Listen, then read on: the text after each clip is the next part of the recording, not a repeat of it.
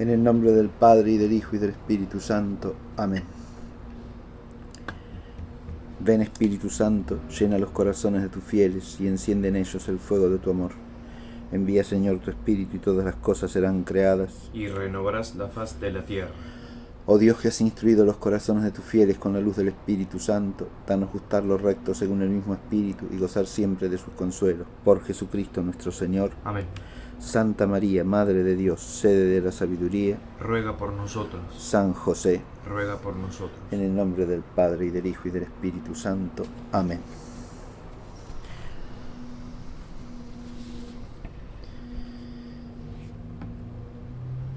Hemos presentado en las clases anteriores, a través del examen y comentario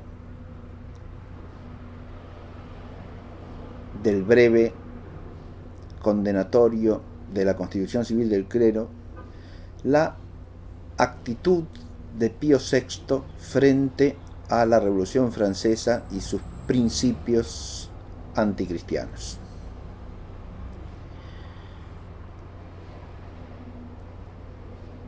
Hemos abordado ese tema desde una perspectiva histórica,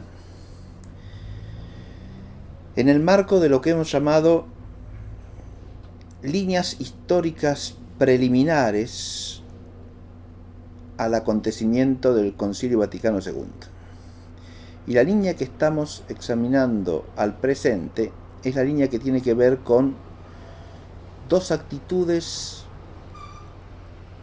no solo distintas, sino contrapuestas de la autoridad pontificia frente a la revolución.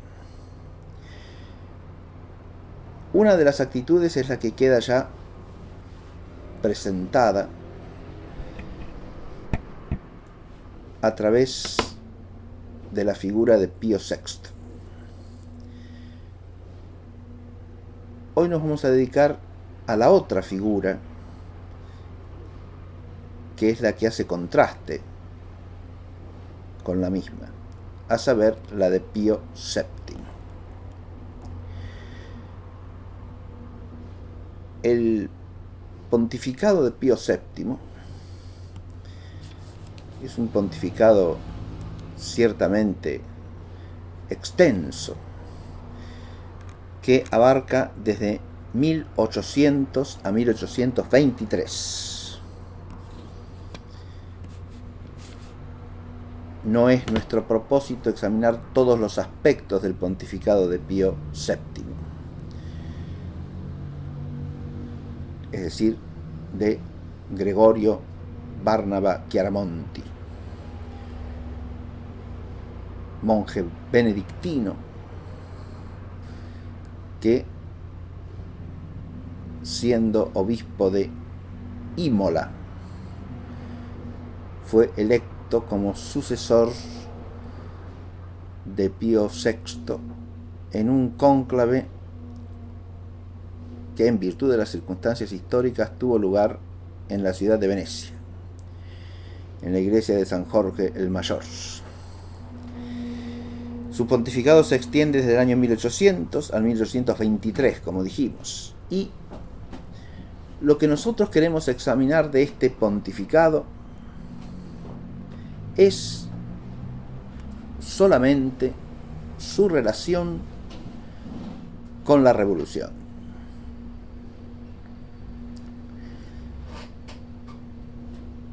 La fase de la revolución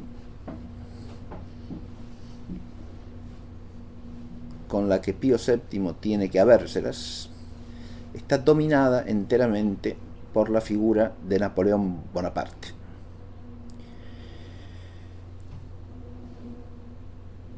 De hecho, cuando se inicia el pontificado de Pío VII, Napoleón Bonaparte es cónsul y ya ha acontecido la primera ocupación de Italia, con la prisión consecuente del Papa Pío VI. La elección se produce en un momento de debilitamiento del poder militar napoleónico,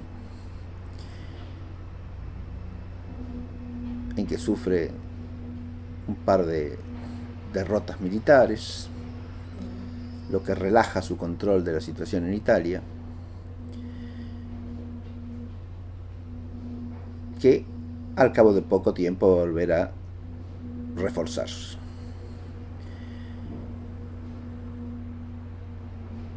Pero ese relajamiento es lo que permite que se desarrolle el cónclave pacíficamente en Venecia y que el Papa, una vez electo, se traslade a Roma.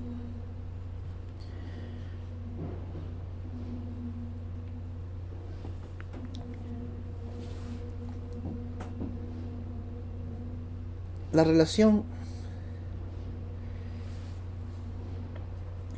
de el Papa Pío VII con Napoleón Bonaparte es una relación que abarca dos fases distintas, por lo menos. La primera fase es la que está marcada por el concordato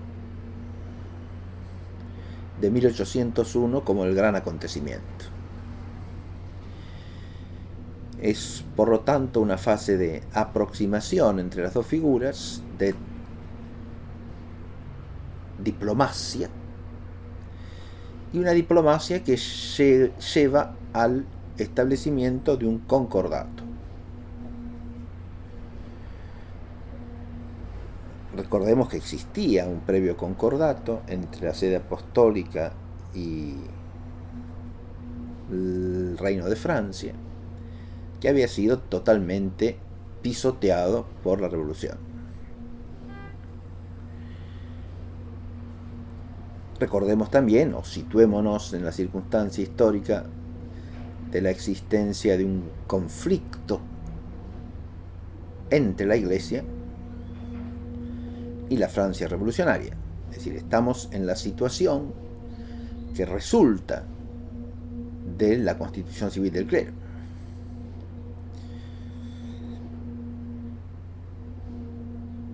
Es esa situación la que el Papa Pío VII se esforzará por cambiar.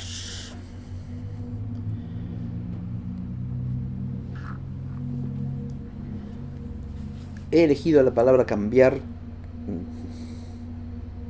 con deliberación. He hecho inclusive una pausa antes de decirla. Porque uno podría decir, ¿es esa situación la que el Papa Pío VII se esforzará por resolver, por solucionar?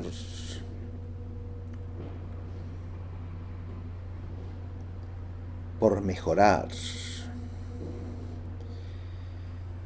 Cualquiera de esos verbos reflejaría mejor la actitud de Pío VII,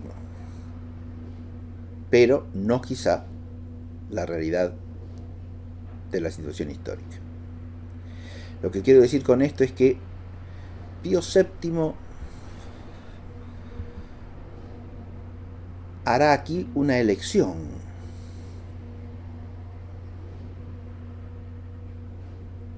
Y la elección es entre permanecer en la situación de conflicto o generar una pacificación entre el Estado revolucionario y la Iglesia. De nuevo, elijo las palabras con intención. Podría decirse el Estado revolucionario y la Iglesia, o la Iglesia y Napoleón Bonaparte.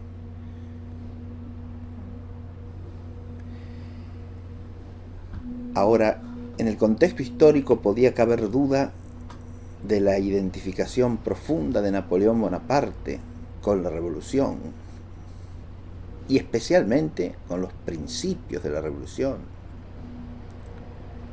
que habían sido previamente condenados por el Papa Pío VI.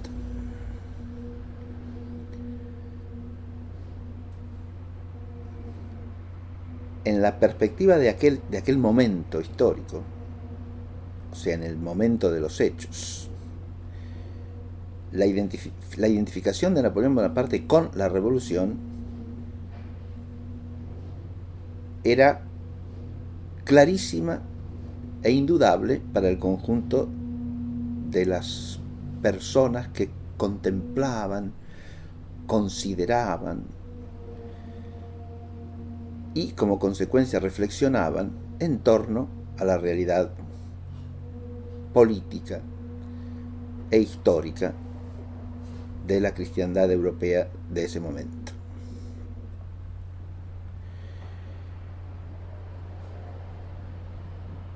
Hay que situarse en ese contexto, en mi opinión, para entender el planteo que estoy tratando de hacer acerca de la elección que hace Pío VII y de donde surge el contraste con la actitud de Pío VI.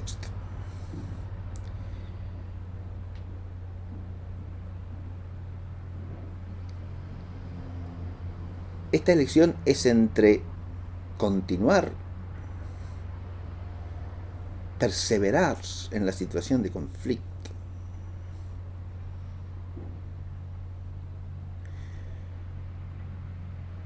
y uno podría a ese respecto decir, bueno, pero la situación de conflicto traía aparejadas notorias desventajas prácticas para la vida de la Iglesia católica en Francia.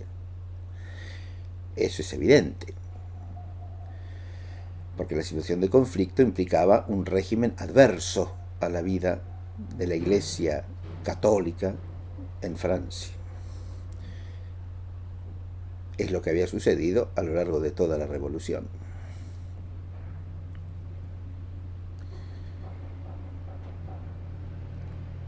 Y uno puede decir, bueno, pero ¿cómo se iba a proponer continuar con la actitud de conflicto ante una realidad que ya estaba cambiada, ¿no? Es decir, ya las cosas habían cambiado.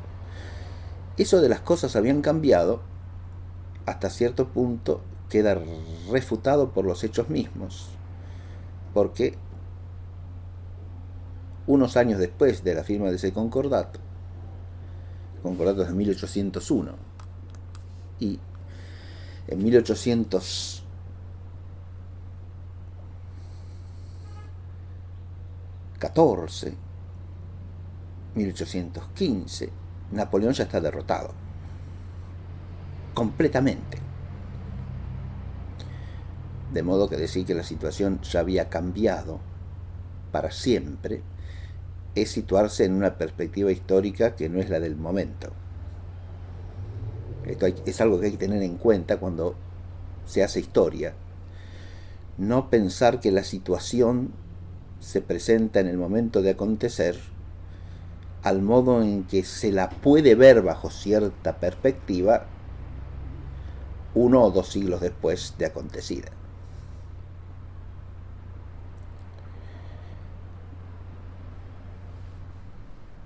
Por eso dije también que cuando el Papa es electo, Napoleón ha sufrido, la Francia de Napoleón, la Francia del consulado, ha sufrido 2 derrotas militares importantes que le hacen retroceder de sus posiciones en Italia.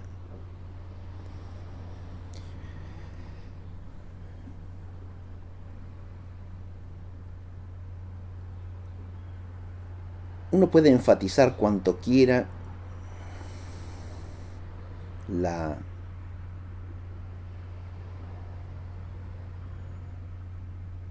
imponencia del poder fáctico de Napoleón. Uno puede enfatizar cuanto quiera el hecho de que la Iglesia estaba en conflicto con el Estado francés y que de no acordar con ese Estado se seguirían ciertas dificultades prácticas para la vida de la Iglesia en Francia. Pero también se puede enfatizar que es una verdad evangélica que cuando las persecuciones que se sufren en el mundo son por causa de la justicia, deben ser bienvenidas porque son una bienaventuranza.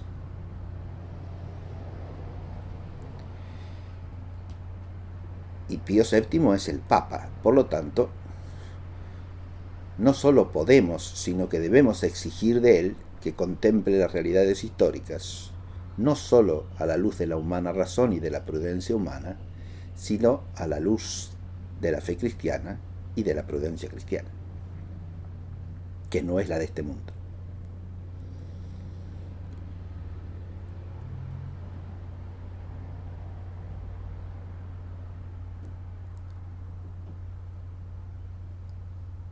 Hace una elección Pío VII, dicho. Esa elección es salir de la situación de conflicto y entrar en una situación de acuerdo con el poder revolucionario que representa Napoleón Bonaparte. Eso es lo que el Papa quiere. Esa es su decidida y firme voluntad. Hay muchos relatos históricos que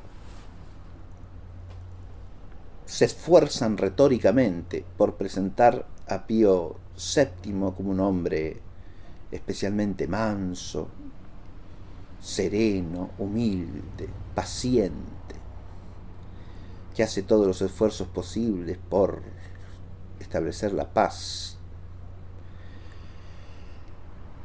Y sin negar que algo de eso podría haber en su carácter, no puede dejar de advertirse su férrea voluntad y su disposición a ejercer la autoridad papal no solo con firmeza, sino incluso con un notorio autoritarismo. Y esto es lo que trataremos de poner de manifiesto en el examen de algunos documentos y de los hechos.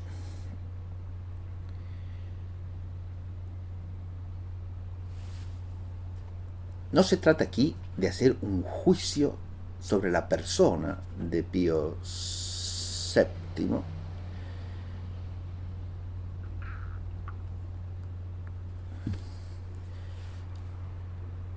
sino de apreciar con el mayor rigor que sea posible el contraste que su actitud marca con la actitud de Pío VI. Cómo, según mi parecer, la actitud de Pío VII representa el inicio de una actitud que podríamos calificar de claudicante ante la revolución y ante el mundo. Ciertamente mi consideración de las acciones de Pío VII tiene un tono desfavorable, como consecuencia de que entiendo que su actitud, en la medida en que sea profundizada luego en el proceso histórico, dará lugar a numerosos males. Y constituye ella en sí misma un cierto mal.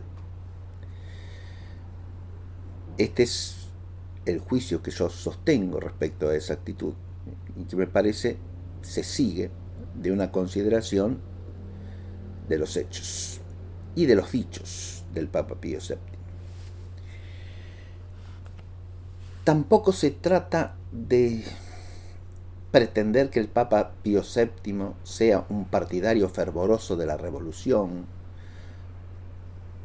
o mucho menos un hombre sin fe y sin piedad. No se trata en absoluto de eso, porque eso es completamente ajeno a la realidad. De lo que se trata es de examinar su actitud como papa ante la revolución.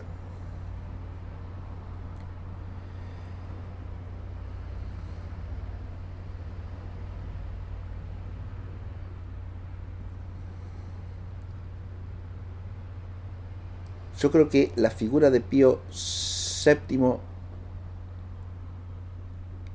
es enfocada de modo erróneo desde dos posiciones. Una que se puede leer en muchos textos de historia de la Iglesia o en trabajos sobre el pontificado de Pío VII, es la idea de que Pío VII no hace más que continuar la lucha contra las injusticias de la revolución iniciada por Pío VI. Hay continuidad, no hay ningún contraste, es exactamente lo mismo. Y sufre por consecuencia las mismas persecuciones, termina encarcelado por Napoleón como Pío VI, lo cual es cierto. Pero advirtamos que se puede terminar encarcelado por razones distintas y de distintas maneras. Los tiranos no necesitan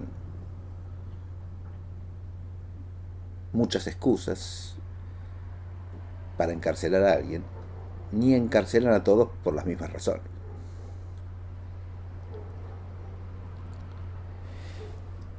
Y en especial los tiranos revolucionarios.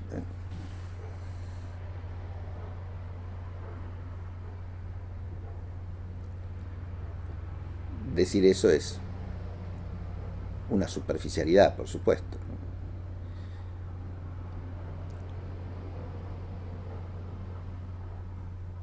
Exagerar la continuidad o presentarla como una realidad indubitable es pasar por alto los hechos.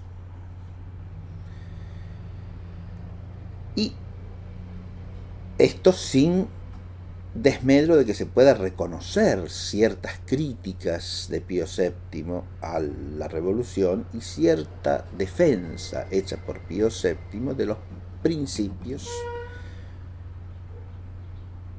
no solo de la fe católica frente a la revolución, sino también del derecho de la Iglesia frente a la revolución. Y otra perspectiva que me parece inadecuada es la que se refleja en una frase que circuló en aquellos tiempos en la cristiandad y que muestra la percepción misma del contraste, pero expresándola con un matiz o con un añadido que quiero suprimir de entrada. Es aquella frase que dice que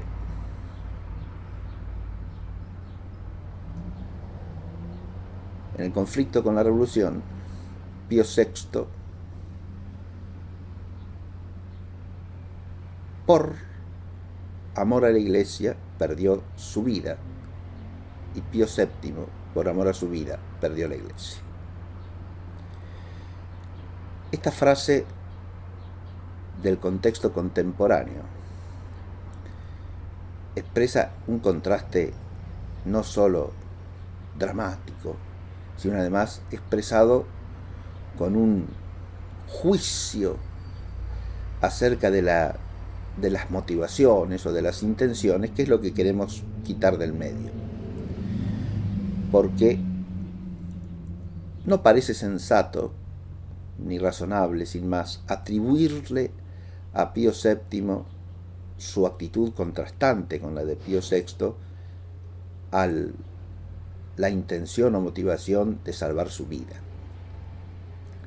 Partimos, por el contrario, de la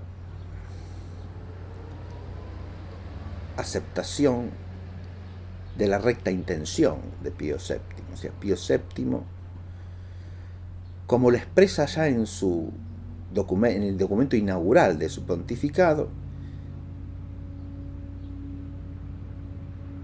estaba dispuesto a dar su vida por la Iglesia y por el bien de los cristianos. Admitimos la veracidad de esa afirmación. No se trata de si el Papa tenía el valor y el coraje propio del cristiano o actuaba con cobardía. No estamos planteando ese problema que para nuestro asunto además resulta totalmente irrelevante y que en el fondo queda reservado a la sabiduría de Dios. No se trata de discernir eso de ninguna manera, insisto. Partamos de la aceptación que nos lleva a afirmar que Pío VII obra en todo caso con la intención de promover el bien de la Iglesia.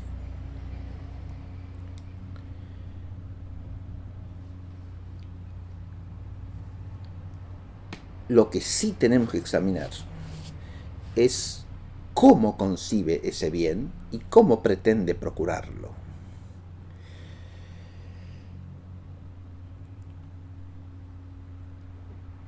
Y el cómo pretende procurarlo y cómo lo concibe nos llevan de lleno a la cuestión del concordato de 1801.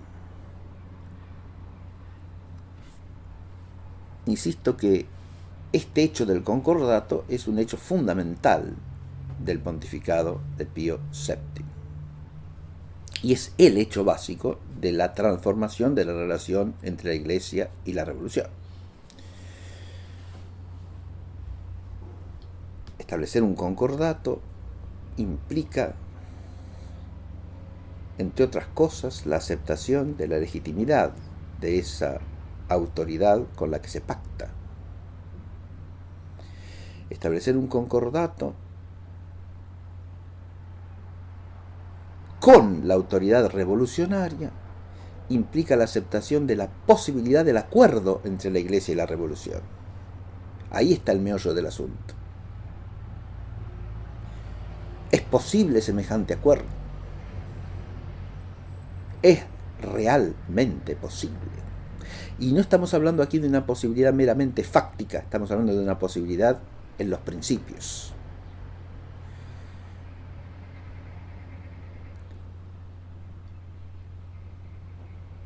Y advirtamos lo siguiente también de entrada. No se trata de si la Iglesia y la fe cristiana son compatibles con determinado régimen institucional político.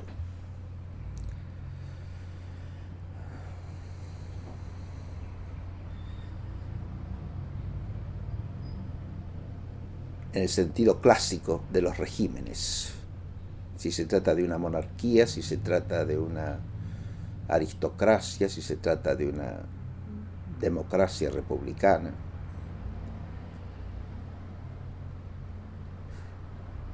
Se trata de la cuestión de la compatibilidad entre la fe de la Iglesia y la Iglesia misma como realidad y la concepción revolucionaria del Estado. Tenemos que centrarnos en este asunto del Estado y de la concepción revolucionaria del Estado porque un concordato se realiza con un Estado, con un régimen político. Y aquí se trata del Estado que emerge de la Revolución Francesa y que continúa no solo las guerras de la Revolución Francesa, sino también la legislación de la Revolución Francesa.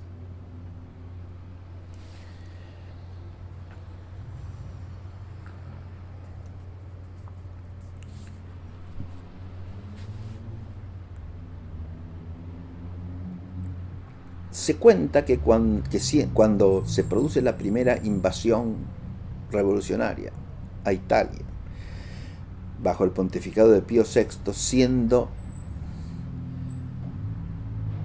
Chiaramonti obispo de Imola, convenció al pueblo de Imola a no resistirse ante los invasores.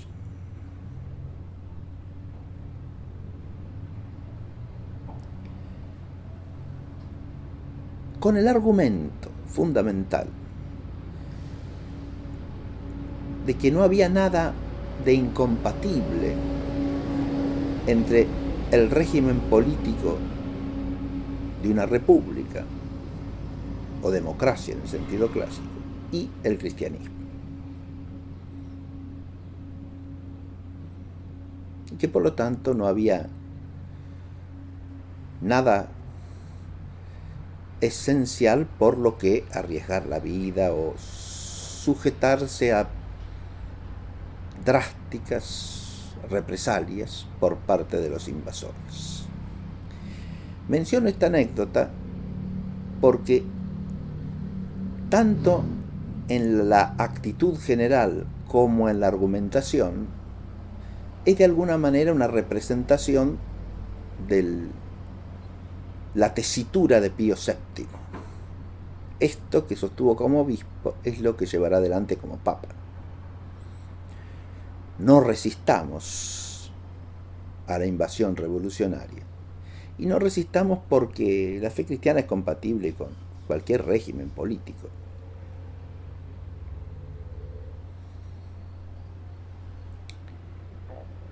Esta última aserción es verdadera. Y hay que hacer por lo menos dos distinciones. Una sobre el concepto de compatibilidad y otra sobre el concepto de régimen político. Empecemos por este último. El cristianismo es compatible con cualquier régimen político. Distingo. Con cualquier régimen político conforme a la ley de Dios, es decir, a la ley revelada y a la ley natural, se concede.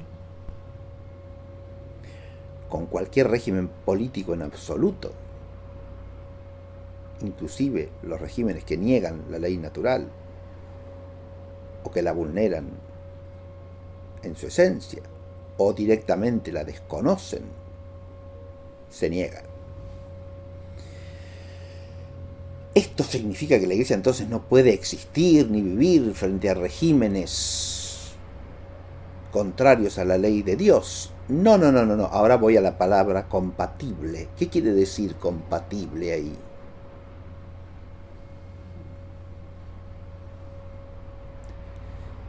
Si compatible quiere decir, segunda distinción, que pueden vivir en pacífica armonía, reconociéndose en sus justos derechos recíprocamente, la Iglesia, el cristianismo y la Iglesia son compatibles con cualquier régimen político. Compatible quiere decir eso, se niega en redondo, aún sin distinguirlo del régimen político, porque es un hecho histórico que a lo largo de la historia la Iglesia ha tenido conflicto con muchísimos regímenes políticos, aún con regímenes políticos sanos y aún con regímenes políticos cristianos, de manera tal que decir que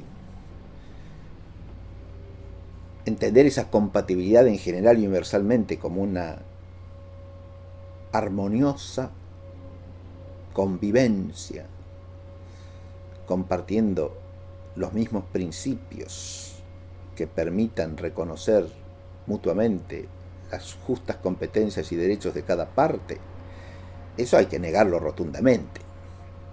Ahora, si compatible quiere decir simplemente que coexisten de facto, aún en conflicto, con toda la conflictividad que pueda darse, entonces sí, lógicamente, la Iglesia en su existencia temporal es compatible con cualquier régimen político, aun con los que la persigan más duramente, porque precisamente su Señor le ha prometido que las puertas del Hades no prevalecerán contra ella.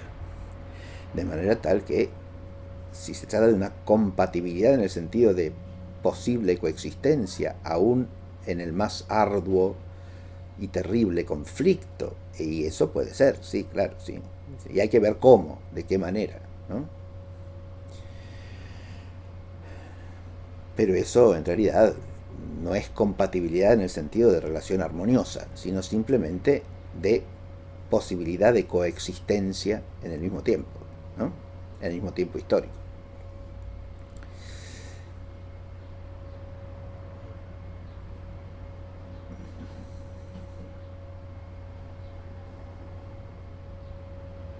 La Iglesia no deja de existir en el Imperio Romano en los primeros siglos, aún en épocas de persecución, lógicamente, no, ciertamente que no. O no deja de existir bajo la Revolución Francesa, siendo lo perseguida que fue. Y dejó de existir bajo los regímenes comunistas después de la Segunda Guerra Mundial en países donde era vigorosamente perseguida, ¿no? No estamos hablando entonces de compatibilidad en este sentido meramente fáctico como coexistencia posible, aún en el conflicto. En ese sentido se podría admitir la afirmación universal, ¿no? Pero si uno tiene en cuenta estas dos distinciones que acabo de hacer, es cierto el argumento de Pío VII para no resistir al invasor.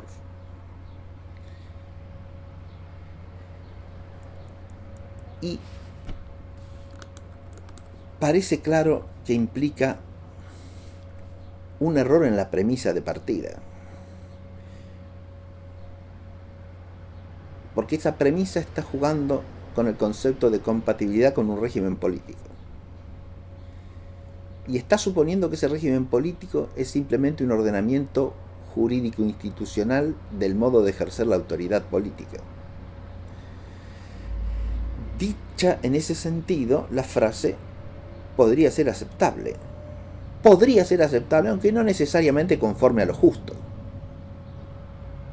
Porque si los distintos regímenes son igualmente compatibles, siempre que sean sanos y siempre que sean regímenes conformes a la ley de Dios, si son igualmente aceptables, no se ve por qué habrá que aceptar la invasión de un régimen sobre el otro ya establecido, que es el que tiene el derecho.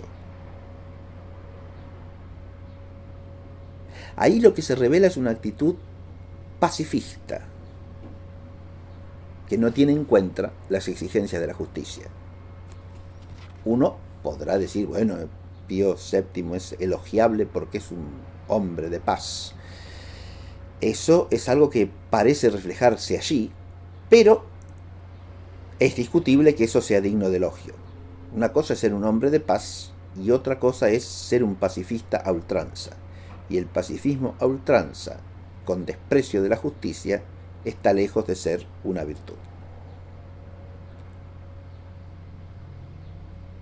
Porque si el desprecio de la justicia es en materia grave, se transforma en una grave falta, ese pacifismo.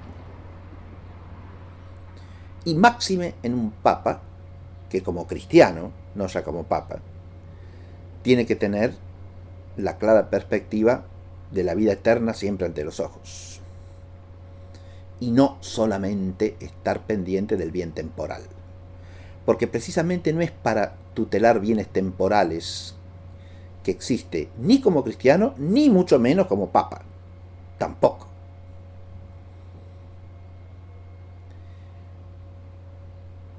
Y el bien de la paz temporal no es un bien que el cristiano deba procurar a costa de todos los demás bienes. Aquí es donde empieza a asomar una actitud que contrasta con la de Pío VI. Pío VI no busca el conflicto, pero cuando el conflicto se presenta, lo asume y se hace cargo de que hay que combatir. Pío VII, con el invasor a las puertas, dice, no hay que resistir. Y argumenta esa no resistencia. Por un lado, con este argumento que acabamos de reseñar, y que es un argumento falaz. Porque si bien la Iglesia y la fe cristiana son compatibles con una república democrática en el sentido clásico de la palabra, y siempre y cuando no se transforme en un régimen corrupto, lo cual es perfectamente posible aún en el orden de las cosas naturalmente establecido, la república que estaba invadiendo allí era la república revolucionaria, y que la fe cristiana y la Iglesia no eran compatibles con ese régimen estaba probado por todos los años previos de conflicto con la revolución, y por la índole misma de la revolución como fenómeno anticristiano.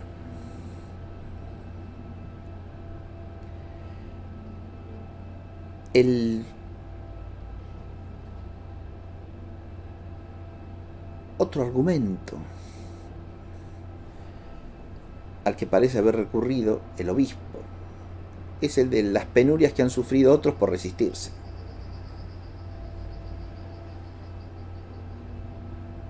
Rindámonos, así preservaremos nuestra vida, nuestros bienes, nuestros monumentos, nuestra ciudad indemne, y no nos pasará lo que les ha pasado a otros, que al resistirse han sido ferozmente atacados y han sufrido severas represalias de un poder aplastante.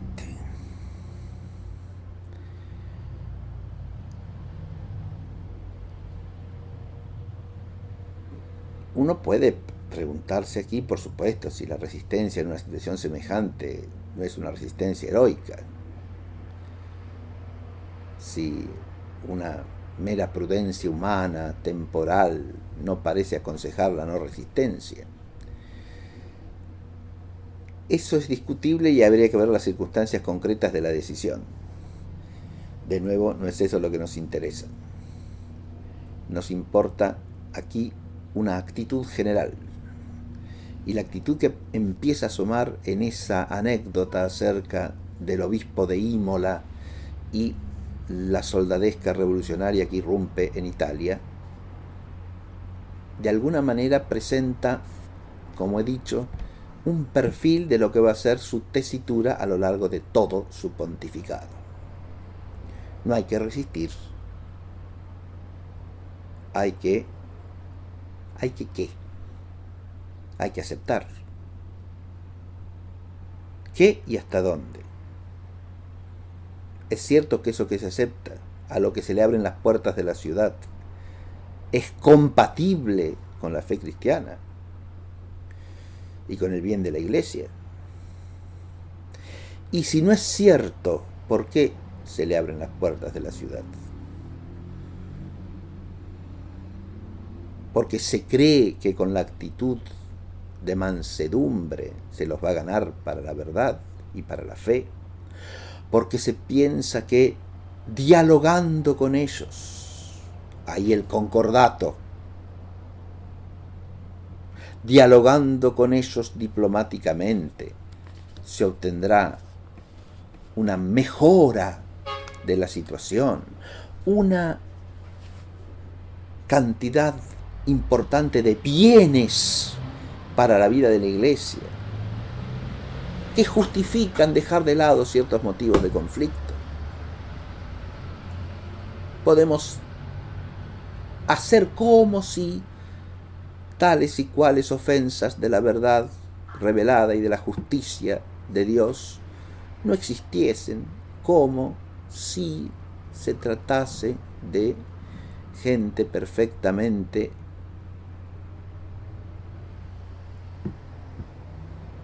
fiel en su actitud de base, pero que está apenas confundida en ciertas cosas accidentales.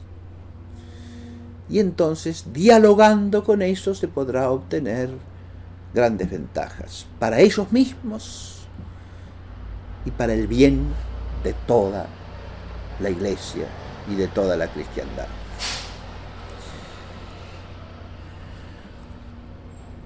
Si nosotros nos situamos en la perspectiva de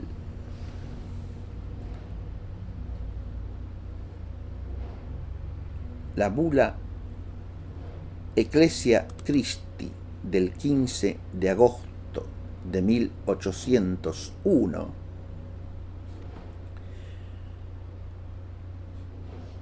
podremos tener una aproximación a esta problemática desde el propio lenguaje de Pío VII, de Pío VII, perdón. Estoy hablando siempre de Pío VII, en contraste con Pío VI. Leemos en este texto, en este documento pontificio, las siguientes expresiones. El texto empieza, hago una breve reseña, situándose en la perspectiva del misterio de la Iglesia de Jesucristo. Leo que el evangelista Juan vio descender del cielo, desde Dios, como la ciudad santa, la nueva Jerusalén. Recibe principalmente su estabilidad y las otras altas propiedades de las cuales ha sido investida, no solo de ser santa, católica y apostólica, sino también del ser una, fundada sobre la solidez de una sola piedra, de la firme y constante unión de todos los miembros de la Iglesia, en la misma fe, en los mismos sacramentos, en los mismos lazos de la caridad y en la sujeción y el obsequio de todos a la cabeza legítima, nace toda aquella fuerza y aquella belleza por la cual su cuerpo, el místico, es ennoblecido y prestigiado.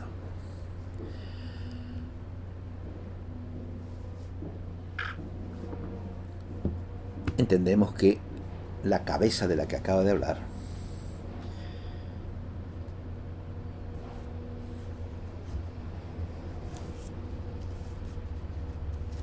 es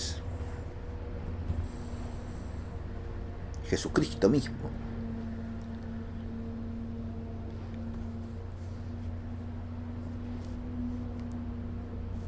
Pero también podemos ver aquí una alusión a la autoridad papal misma, lo cual hay que relacionarlo con el hecho de que en esta encíclica, en esta bula, el Papa, el Sumo Pontífice Pío VII, está proclamando a toda la Iglesia el concordato hecho con la Francia napoleónica.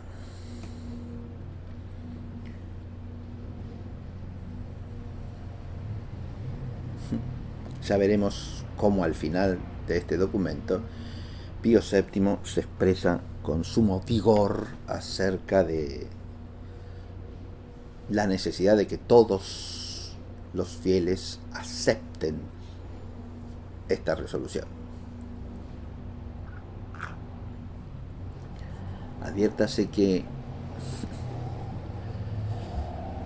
acá nos topamos con otro problema que aparece en la actitud de Pío VII y que todavía no es señalado. Uno puede hacer todo el esfuerzo que se quiera para tratar de entender desde su propia perspectiva qué es lo que está haciendo cuando firma un concordato con Napoleón.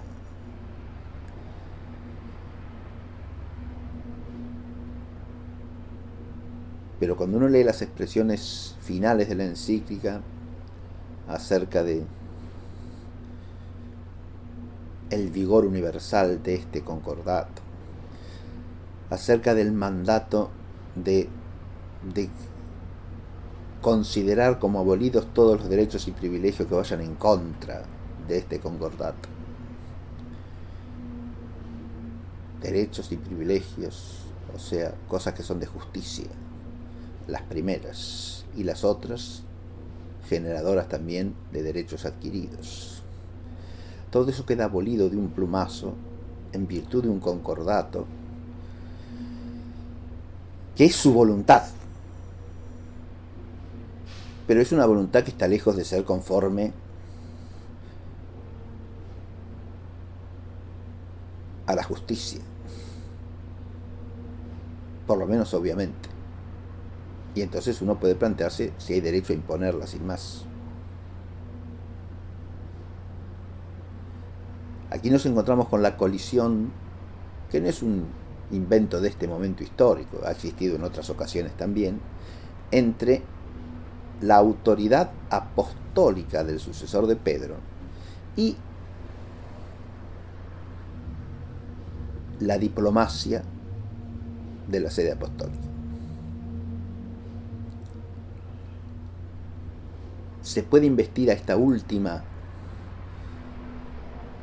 de las prerrogativas que le corresponden por esencia a la autoridad de enseñar y de gobernar la iglesia, que son propias del sucesor de Pedro. Bien, este es un problema importantísimo. Pero volvamos al otro asunto. ¿Cómo ve la situación a la que el concordato viene a darle un cambio?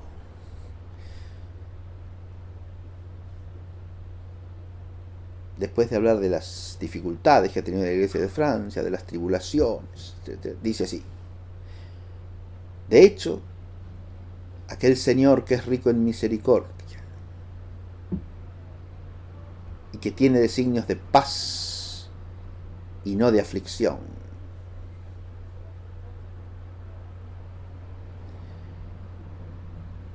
ha otorgado el mismo deseo de poner fin a estos males al ánimo del ilustre personaje que al presente es cabeza del gobierno de la República Francesa, donde, con su ayuda, restablecida la religión en la plenitud de la paz, aquella nación guerrera fuese reclamada al único centro de la fe.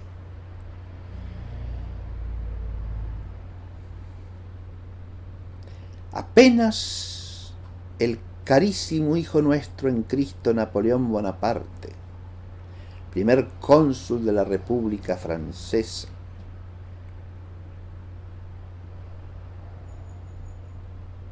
nos notificó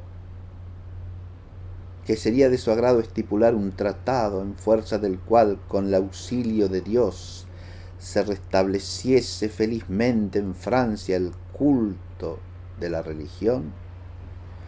Rendimos gracias a Dios, a cuya misericordia nosotros referíamos únicamente un tan gran beneficio. Por ende, para no faltar a nuestro deber y a los deseos del primer cónsul, expedimos con la máxima celeridad al venerable hermano, el arzobispo de Corinto, para que iniciase las tratativas de este importante negocio, el cual, habiendo llegado a París, después de varias discusiones, finalmente nos envió algunos artículos que le habían sido propuestos. Aplicándonos al examen de esa materia con toda diligencia, quisimos oír también el parecer de una congregación de nuestros venerables hermanos cardenales de la Santa Romana Iglesia, los cuales, reunidos en nuestra presencia, de voz y por escrito, manifestaron su parecer.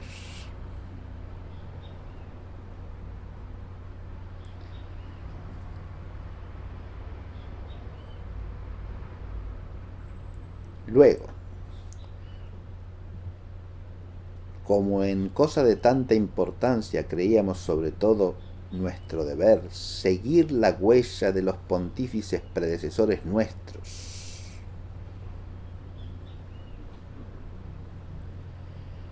trayendo a nuestra memoria lo que había sido obrado por ellos mismos en casos extraordinarios de tiempos calamitosos, en los cuales algunas grandes naciones habían sido sacudidas por gravísimas perturbaciones internas,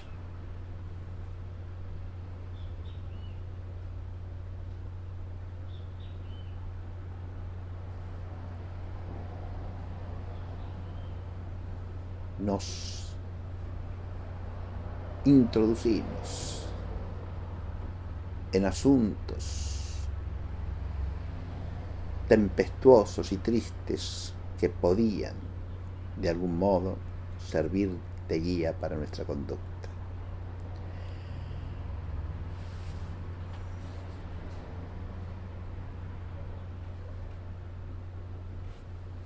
En este texto que acabamos de leer, el Papa habla de Napoleón Bonaparte, refiriéndose a él como nuestro queridísimo o carísimo hijo en Cristo, primer cónsul de la República Francesa.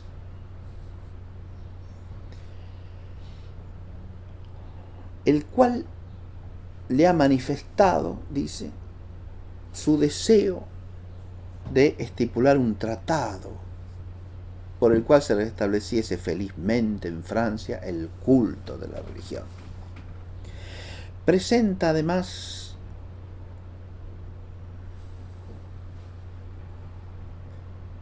ese deseo como un don de Dios.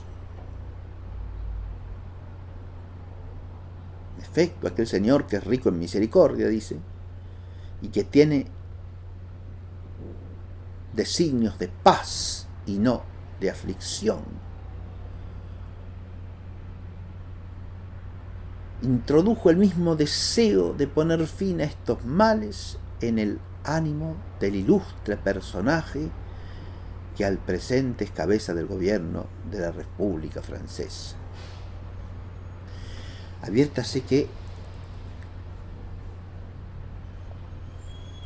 en una bula pontificia el Papa Pío VI le está atribuyendo a Dios la intención de Napoleón de firmar un concordato con el Papa.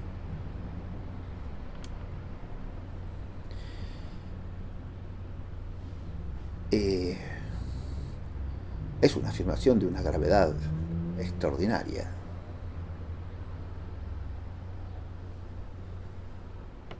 Habida cuenta de la figura de la que se trata. Napoleón Bonaparte, general de la revolución, político revolucionario, invasor de Europa, invasor de los estados pontificios,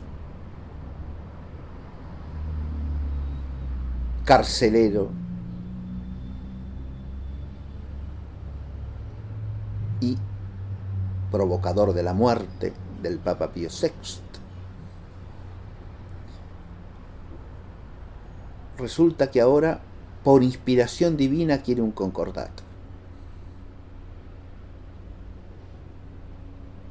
Porque Dios, dice el Papa en la bula, tiene designios de paz y no de aflicción.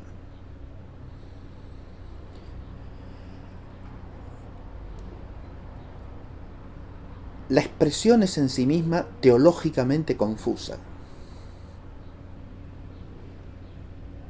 porque en toda la Escritura vemos cómo ciertas aflicciones que Dios envía a su pueblo son parte del designio de Dios.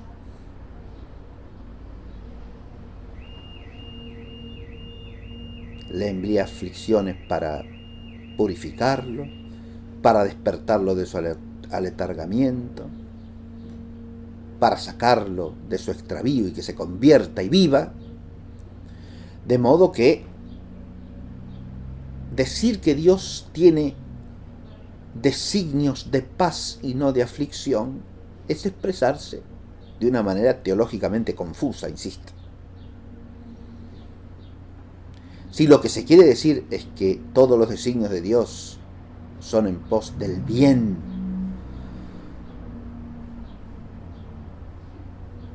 de los hombres a quienes ama y cuya salvación procura, es cierto.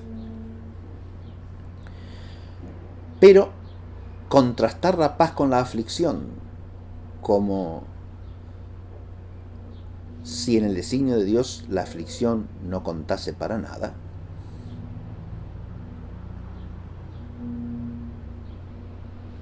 dicho por un papa, dicho por un cristiano que profesa la fe en Jesucristo,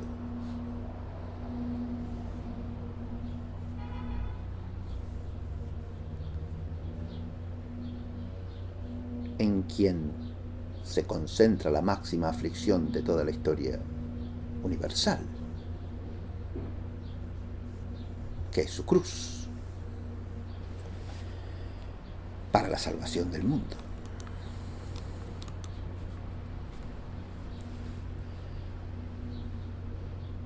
Estoy diciendo que es una expresión confusa e incluso, me animo a decir, superficial.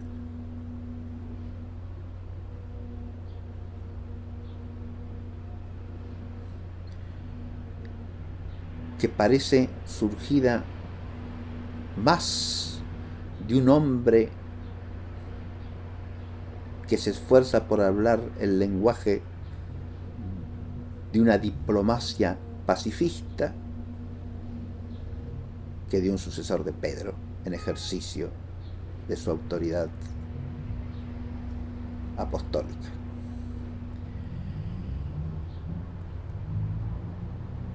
El Señor, que es rico en misericordia y que tiene designios de paz y no de aflicción.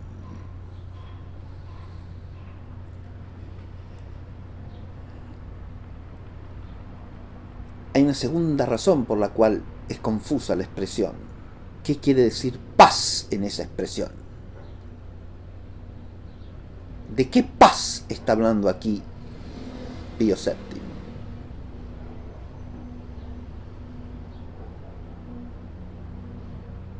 De la paz en sentido bíblico, teológico, cristiano. De la paz que solo Cristo puede dar y que no es la que el mundo da, o está hablando de una paz temporal mundana.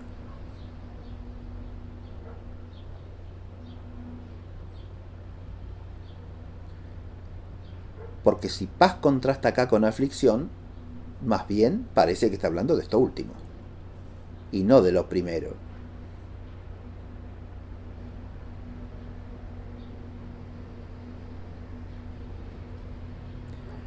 Porque la paz de Cristo, la que es dicha en relación con la bienaventuranza de los que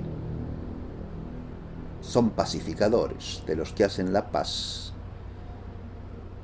es esa paz que es la de los que padecen por causa de la justicia y son perseguidos y azotados y encarcelados y son objeto de toda clase de desprecio y de burla por causa del nombre de Jesús. Y son llevados a muerte por eso. Es lo que se cumplió en Pío VI. Pío VI realmente padeció por el nombre de Jesús. Fue hecho prisionero, fue encarcelado, fue maltratado, pero además en toda Francia revolucionaria fue objeto de escarnio, de mofa, de vilipendio por toda la prensa revolucionaria, por todos los dibujantes y caricaturistas de la prensa revolucionaria, que lo dibujaban como si fuese Satán.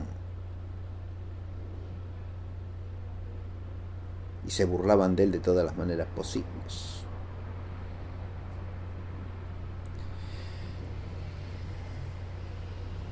De Pío VII se cuenta, en cambio, que después del concordato y durante el tiempo en que estuvo en París, nada más y nada menos que para coronar emperador a Napoleón, cosa de que hablaremos en clase próxima, año 1804, fue objeto de grandes manifestaciones de público contento.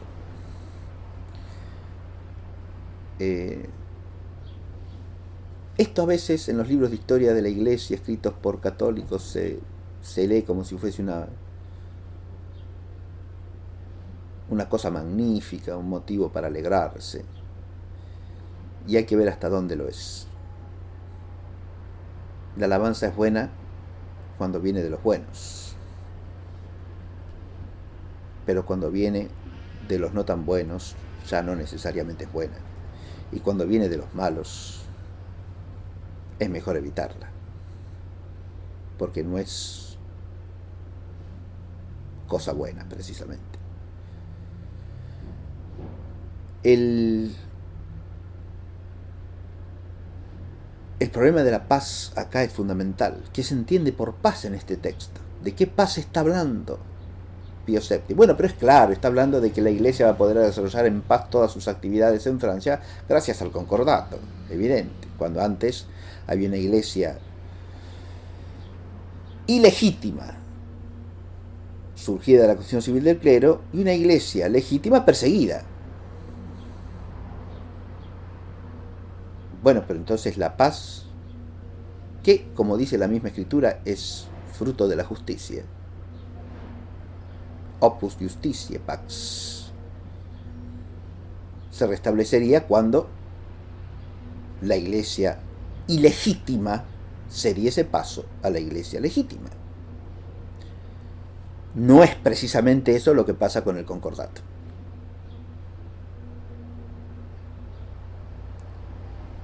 Eso lo examinaremos también en la próxima clase.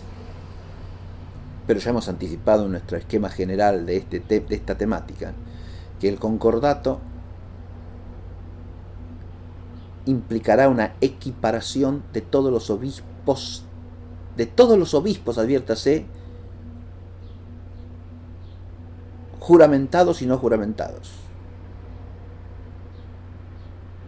Es decir, de todos los ilegítimamente constituidos obispos en virtud de la Constitución Civil del Clero y de los obispos legítimos de Francia. Lo mismo, todos tendrán que renunciar a sus sedes.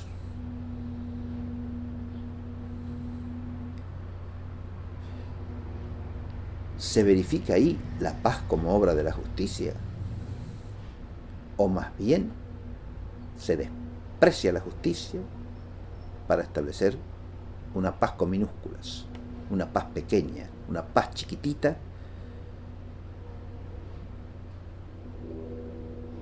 que hay que ver qué frutos tendrá a lo largo del tiempo?